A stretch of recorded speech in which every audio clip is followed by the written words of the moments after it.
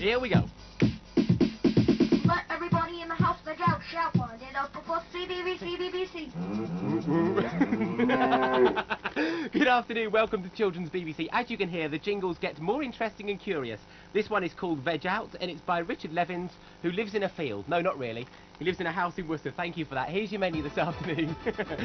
Say hello to Harry Jeremy in a moment. Then Bump has something to sing about. That's good to hear in 5 minutes' time. Then Babar, our glorious elephant, is back. Then Take a Splash with the Animals of Farthingwood at 4:20. Monkey Island and the final gripping instalment at 5:15. And then at 5:10, more spooky goings on in Dark Season.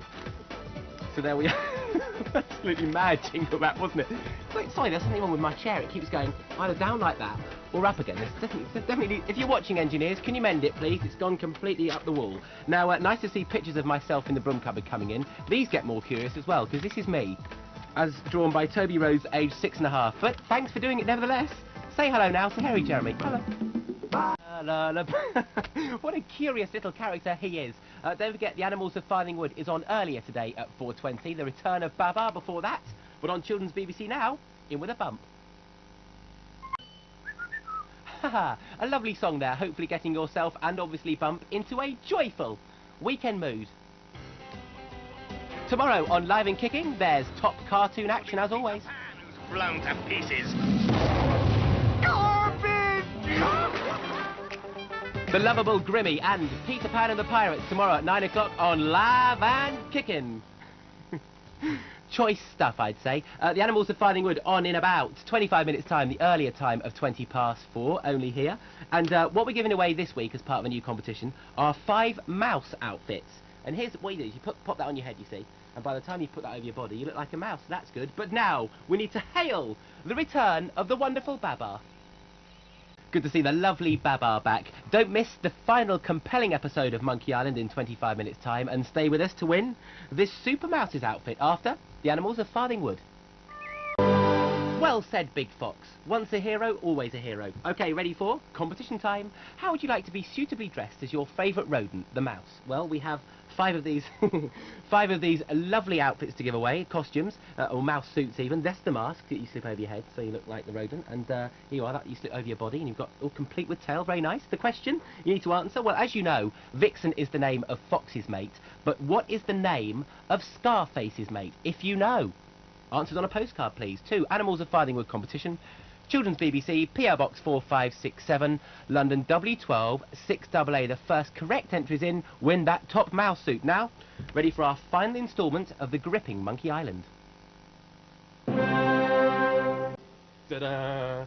Thank you very much, Malcolm in Manhattan, for those. And next week, another powerful narrated drama begins, and it's called Along a Lonely Road.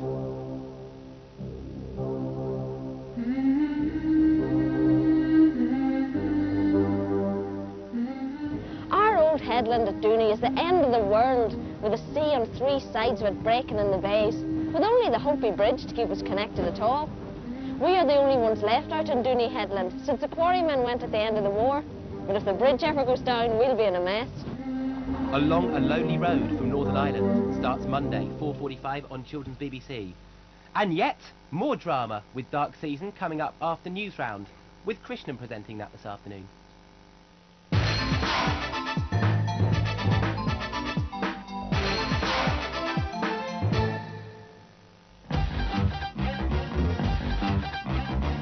John Major visits Bosnia as an important peace deal is signed by 2 of the warring sides. A National Science Week gets underway, launched with a big bang.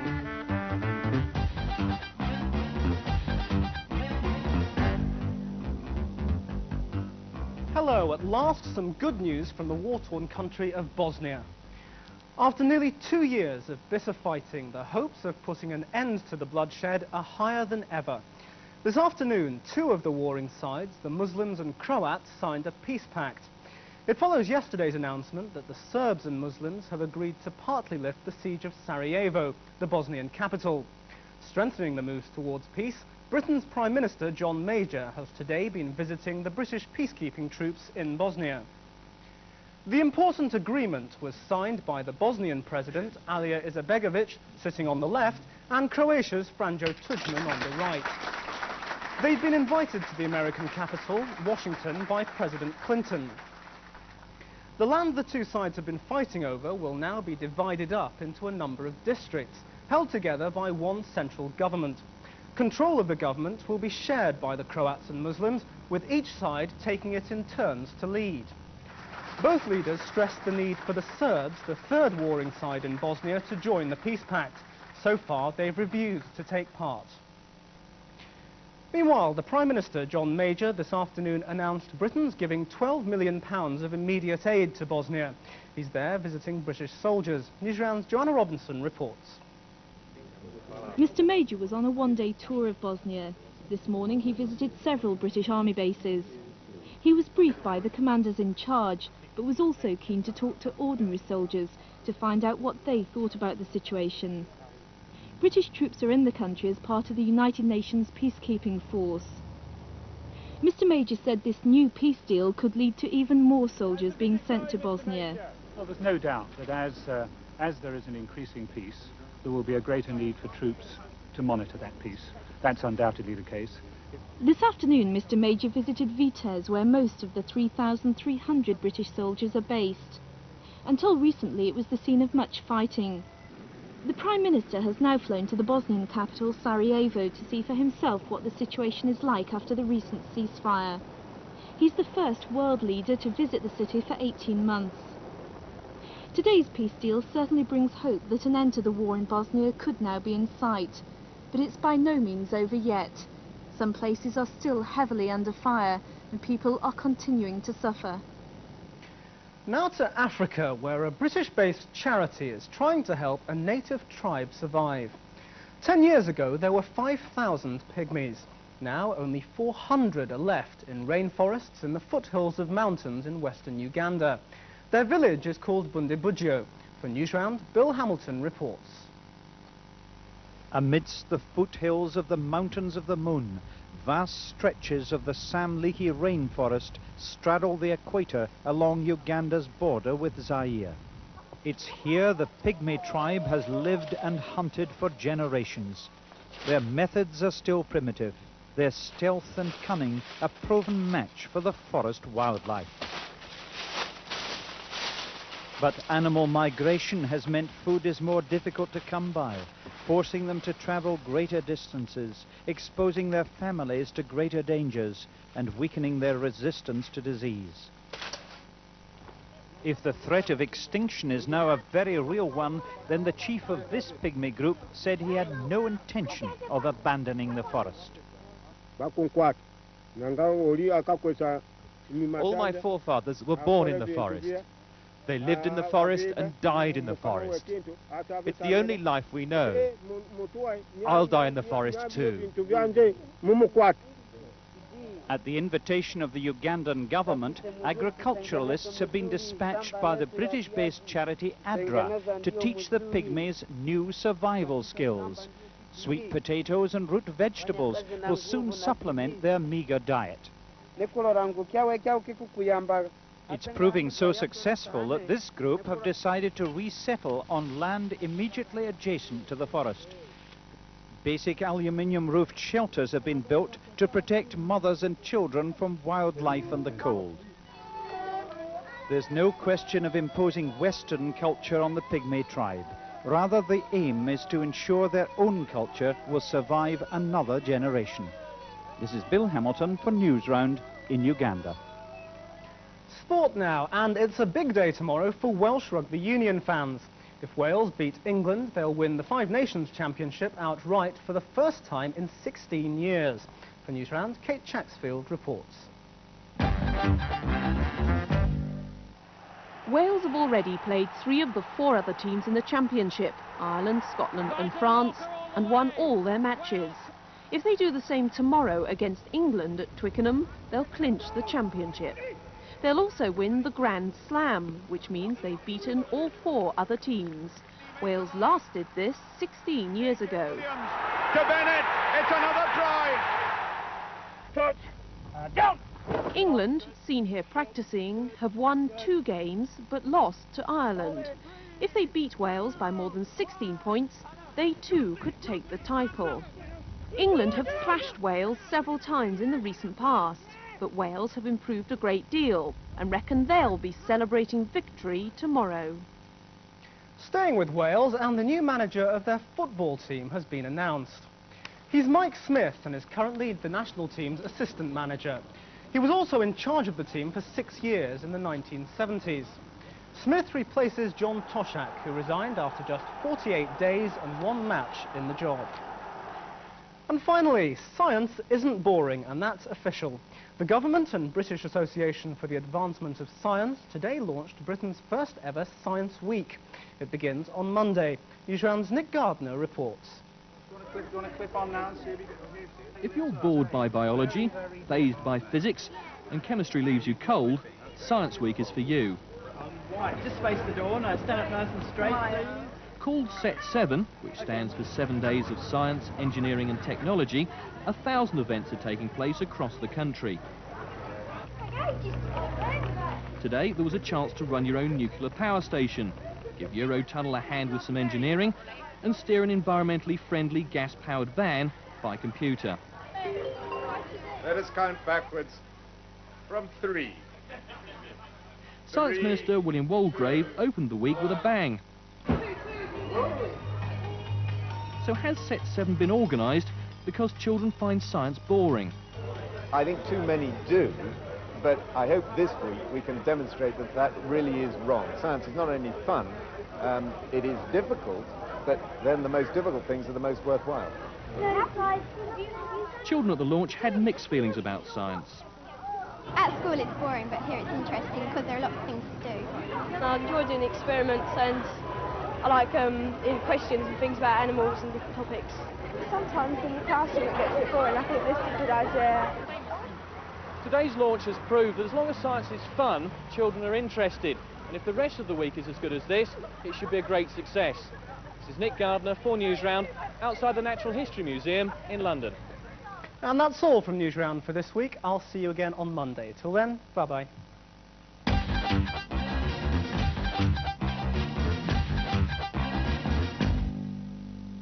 And wishing you, Christian, a very pleasant weekend, which includes your very own consumer programme, Short Change, on Sunday. Come on, let's face it, we've all been tempted, haven't we? Maybe the checkout queue's a bit too long, or maybe you're just feeling a little bit fed up. So what do? You pop a few things in your pocket and wander out the shop. Because it doesn't really matter, does it? Wrong. Have a guess, go on. How much do you reckon shoplifting costs British shops every year? Find out in Short Change. Shoplifting under surveillance. Sunday morning, 10:55 on Children's BBC 2. Your very own consumer programme, so be sure to catch it. And Philippa will be revealing the winner of the It'll Never Work competition, which we ran about 3 or 4 months ago before Christmas, and she'll be doing that at about 8 minutes to 11, so right before Short Change. So if you're inventing something, it could be your lucky weekend. Stand by for news on tomorrow's Live and Kicking, coming up after more drama in Dark Season. Whoa, chilling stuff. More Dark Season next week, so don't forget, next time you get into a car, check behind your seat. As always, live and kicking crime, Emma Forbes.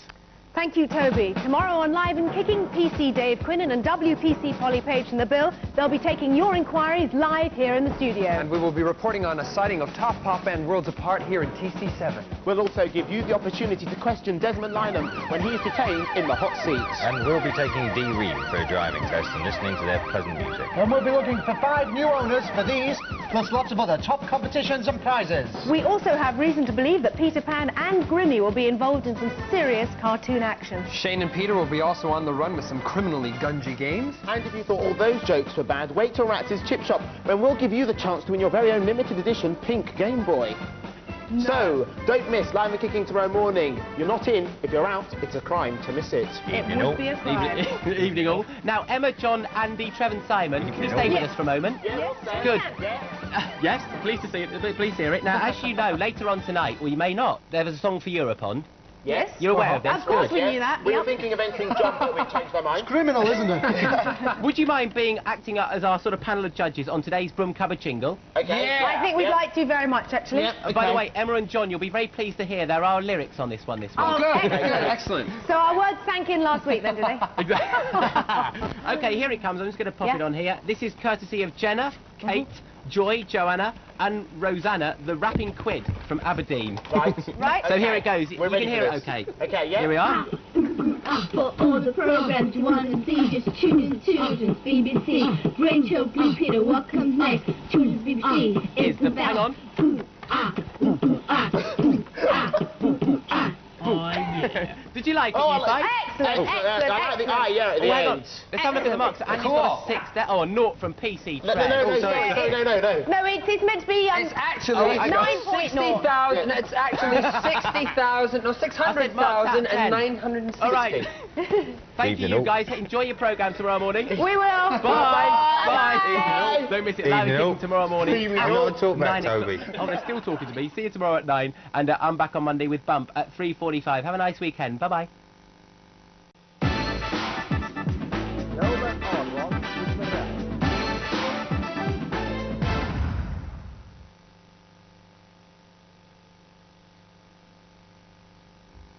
Right then, we're afraid to say that we couldn't quite run that trailer, so I'm not quite sure how much time will I have here. I think we're just about to go into Neighbours any moment now, so get prepared for live ice skating from Ramsey Ice Rink. Here we go. Let everybody in the house look out, shout, wind it up before CBBC. Good afternoon, welcome to Children's BBC. As you can hear, the jingles get more interesting and curious. This one is called Veg Out, and it's by Richard Levins, who lives in a field. No, not really. He lives in a house in Worcester. Thank you for that. Here's your menu this afternoon. Say hello. Hello to Harry Jeremy in a moment. Then Bump has something to sing about. That's good to hear in 5 minutes' time. Then Babar, our glorious elephant, is back. Then Take a Splash with the Animals of Farthing Wood at 4:20. Monkey Island. And the final gripping instalment at a 25 minutes' time, the earlier time of 4:20, only here. And what we're giving away this week as part of a new competition are 5 mouse outfits. And here's what you do. You pop that on your head, you see. And by the time you put that over your body, you look like a mouse. That's good. But now, we need to hail the return of the wonderful Babar. Good to see the lovely Babar back. Don't miss the final compelling episode of Monkey Island in 25 minutes' time. And stay with us to win this Super Mouse's outfit after the Animals of Farthing Wood. Well said, Big Fox. Once a hero, always a hero. OK, ready for competition time? How would you like to be suitably dressed as your favourite rodent, the mouse? Well, we have 5 of these 5 of these lovely outfits to give away, costumes, or mouse suits even. That's the mask that you slip over your head so you look like the rodent, and here you are, that you slip over your body and you've got all complete with tail. Very nice. The question you need to answer, well, as you know, Vixen is the name of Fox's mate, but what is the name of Scarface's mate, if you know? Answers on a postcard, please. 2 Animals of Farthing Wood competition. Children's BBC, PO Box 4567, London W12 6AA. The first correct entries in win that top mouse suit. Now, ready for our final day at 4:20. The return of Babar before that, but on Children's BBC now, in with a bump.